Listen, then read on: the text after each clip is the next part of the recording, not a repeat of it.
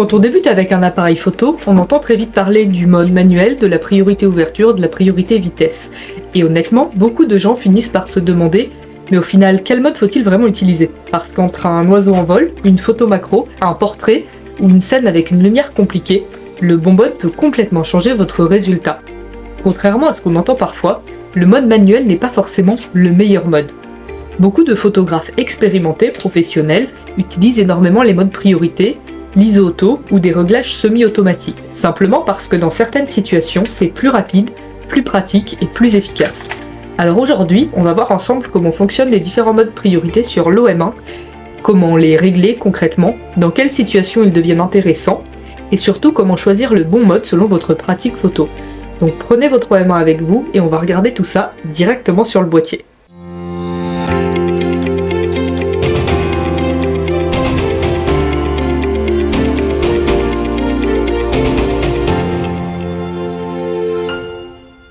Avant même d'aller dans les réglages, il faut comprendre la logique des modes priorité. Et en réalité, le principe est très simple. Vous choisissez le réglage le plus important pour vos photos et le boîtier gère automatiquement le reste. Et c'est précisément ce qui rend ces modes extrêmement efficaces sur le terrain. Parce qu'en photo, tout peut changer très vite. La lumière, le mouvement, le sujet et les modes priorité permettent justement d'aller beaucoup plus vite. On va commencer par un des modes les plus utilisés, la priorité ouverture. Sur l'OM1, c'est le mode A. Pour l'activer, c'est très simple. Vous tournez la molette principale du boîtier sur A. Et ensuite, vous choisissez votre ouverture avec la molette. Pendant ce temps-là, le boîtier adapte automatiquement la vitesse d'obturation. Mais l'ouverture, ça change quoi? Là, c'est quelque chose d'extrêmement important à comprendre. Parce que l'ouverture influence directement la profondeur de champ, le flou d'arrière-plan et la quantité de lumière qui entre dans le capteur. Donc concrètement, à f2.8, l'arrière-plan est très flou. A l'inverse, à f11, on a beaucoup plus de zones de netteté. Et forcément, ça change énormément le rendu d'une image. La priorité ouverture fonctionne particulièrement bien en portrait, en macro, en paysage ou sur des sujets relativement calmes. Parce que dans ces situations, ce qui compte souvent le plus, c'est le rendu de profondeur de champ. Et en macro, par exemple, quelques millimètres peuvent complètement changer la netteté de l'image. Et maintenant, on arrive à un mode extrêmement utile en photo animalière, la priorité vitesse. Sur l'OM1, c'est le mode S. Même principe que pour la priorité ouverture, vous tournez simplement la molette du boîtier sur S. Et là, vous choisissez votre vitesse d'obturation pendant que le boîtier adapte automatiquement l'ouverture. Pourquoi la vitesse est si importante? Parce qu'en photo, la vitesse contrôle directement le mouvement. Et ça, en animalier, ça change tout. Parce qu'entre un oiseau en vol, un animal qui court ou un insecte qui bouge, une vitesse trop lente peut complètement ruiner une photo. Par exemple, pour un oiseau en vol, je suis souvent aux alentours de 1 sur 2500. Pour des oiseaux plus longs, 1 sur 1600. Pour des sujets statiques, je peux être beaucoup plus bas. Et honnêtement, la priorité vitesse, c'est probablement l'un des modes les plus utilisés et les plus simples pour débuter en animalière, parce qu'elle permet de sécuriser directement la netteté du sujet. Et maintenant, le fameux mode manuel, le mode M. C'est probablement celui qui impressionne, terrifie peut-être le plus au début. En mode manuel, vous contrôlez votre ouverture et votre vitesse. Et ensuite, soit vous laissez l'ISO automatique, soit vous gérez aussi l'ISO manuellement.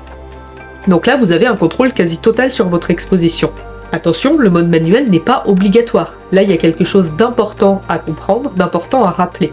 On voit beaucoup sur internet l'idée que les vrais photographes, les photographes pro, photographient forcément en manuel. C'est beaucoup plus nuancé que ça. Parce qu'en réalité, oui, il faut le maîtriser, oui, il faut le connaître, mais beaucoup de photographes expérimentés utilisent énormément la priorité ouverture, la priorité vitesse ou le mode manuel avec les ISO.